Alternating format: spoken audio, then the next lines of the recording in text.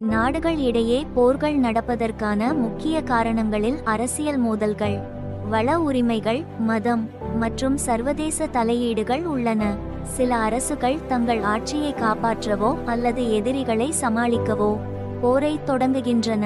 Ukraine போர் இதற்கு பிரதான உதாரணம். எண்ணெய் மற்றும் தண்ணீர் போன்ற வளங்கள் நாடுகளுக்கிடையே மோதல்களுக்கு வழிவகுக்கின்றன. இந்தியா சீனாவின் அருணாச்சல பிரச்சினை இதற்கு குறிக்கோளாகிறது. சிரியா மற்றும் லிபியாவில் இதை காணலாம்.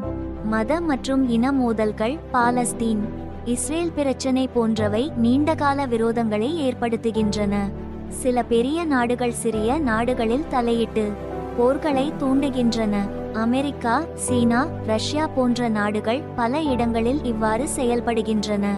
நாடுகளிடையே போர்கள் அரசியல் பிரச்சினைகள், வள சிக்கல்கள், மத விரோதம் மற்றும் சர்வதேச தலையீடுகள் போன்ற காரணங்கள்